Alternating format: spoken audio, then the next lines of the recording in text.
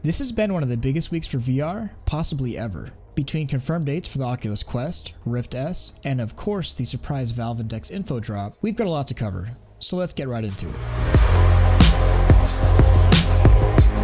This week at F8, Facebook finally announced pre-order and ship dates for both the Oculus Quest as well as the Rift S. While many people, including myself, expected both headsets, or at least the Quest, to have a hard launch during the conference, it was a little disappointingly announced that both will be available for pre-order and will ship on or by May 21st. I'll go over the headsets quickly since we already have known the specs for the Oculus headsets for quite some time. The Oculus Rift S, basically the 1.5 update to the Oculus Rift CV1, has a different head strap design similar to something of the PlayStation VR, has a resolution bump to 1280 by 1440 pixels per eye instead of the 1200 by 1080 that's on the CV1. The screen runs at 80 Hz rather than the CV1's 90 Hz. It ditches the over-ear headphones for an audio strap style audio system.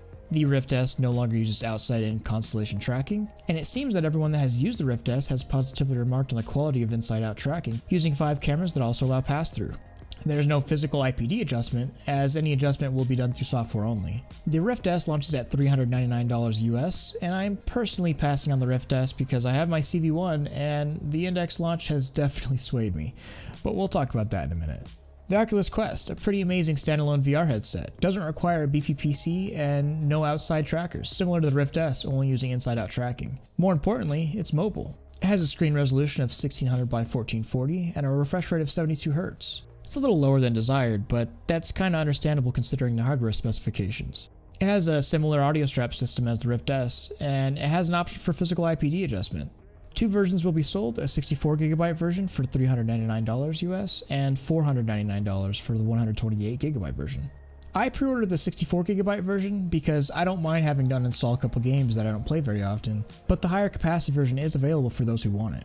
If there's any one headset that broke the recent news that will change VR and VR adoption rates forever, it's definitely the Quest. At only $399, it does present some pretty amazing value. I feel like I'm going to end up using the Quest maybe more than my PC setup, especially for certain games, as not having a tether in VR is a pretty amazing experience and really pushes the immersion to the next level. Like I said, both these Oculus headsets officially drop on May 21st, but they are available for pre-order now. Both look like some pretty good options, especially when considering the price point. Now, the bombshell, the Valve Index. This is the headset that I've been waiting for as a worthy replacement for my CV1. And I have to appreciate the competition between Valve and Oculus the past few months. It started with the announcement of the Rift S and how no physical IPD adjustment would be available. Shortly after, Valve teased a shot of the Index, very clearly showing off a physical IPD slider. The same pettiness showed itself again, as just minutes before F8 kicked off, Valve dropped every bit of info on the Index that wasn't expected until a day later.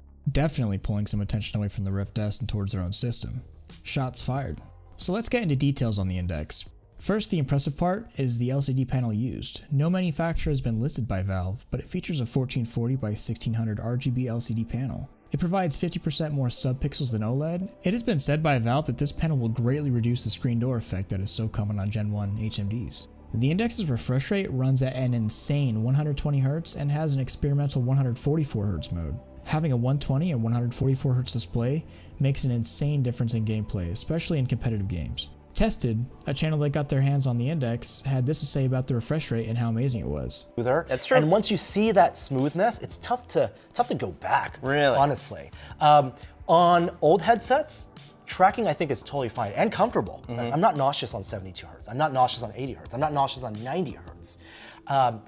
But with 120 Hz and 144 Hz, it's like I've downed 2 cans of Coke and I'm hyper aware. It also has a low persistence display. One of the benefits being is that you get very little motion blur or dragging visuals and moving quickly. The Index is said to have a 20-degree wider field of view, which should bring it to about 130 degrees if the headset is close enough to your face.